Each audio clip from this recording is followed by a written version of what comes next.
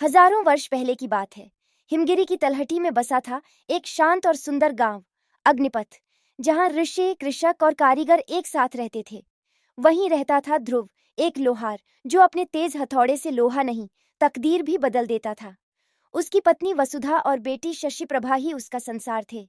शशि प्रभा कोई साधारण कन्या नहीं थी। गहरे नील नेत्रों वाली, लंबी जटाओं में फूल पिरोए और कमर में लोहे की खड़ी हुई छुरी, वह साहस और करुणा का प्रतीक थी। पिता के साथ वह लोहे के औजार बनाती और माँ की दवा भी तैयार करती। उस वर्ष वर्षा नहीं हुई।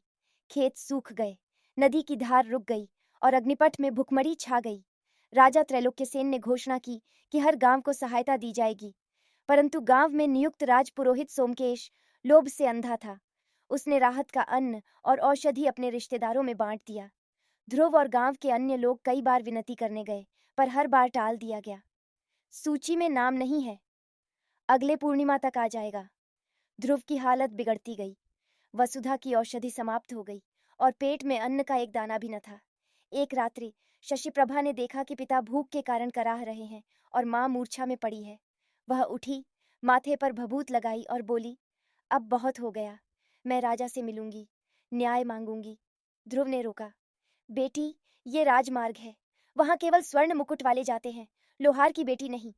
शशि प्रभा ने उत्तर दिया, पर जब अन्याय हो तो मुकुट नहीं, साहस बोलता है। अगले ही दिन वह अकेली राजमहल जा पहुंची।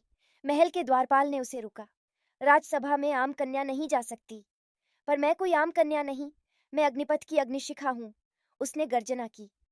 तभी महल से निकले राजकुमार युद्धाजीत, जो युद्ध से लौट रहे थे। उन्होंने शशि प्रभा की आंखों में अग्नि देखी। उसे भीतर आने दो, उन्होंने आदेश दिया। राजसभा में सबके सामने शशि प्रभा ने अपनी बात रखी। सोमकेश ने उसकी बातों को झूठ बताया, परंतु शशि प्रभा चुप नहीं हुई।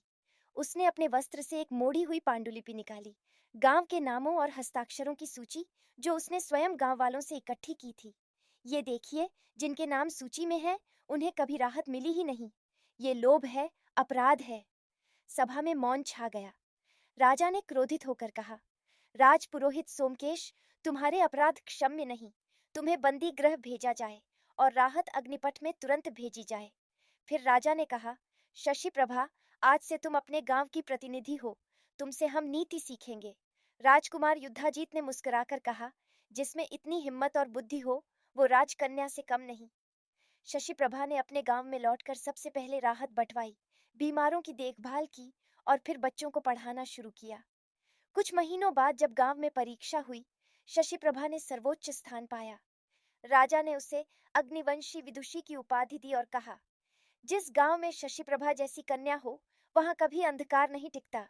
और तब से अग्निपथ एक नया नाम पाता है, शशिग्राम, जहां न्याय, शिक्षा और सत्य की ज्योत हमेशा जलती रहती है।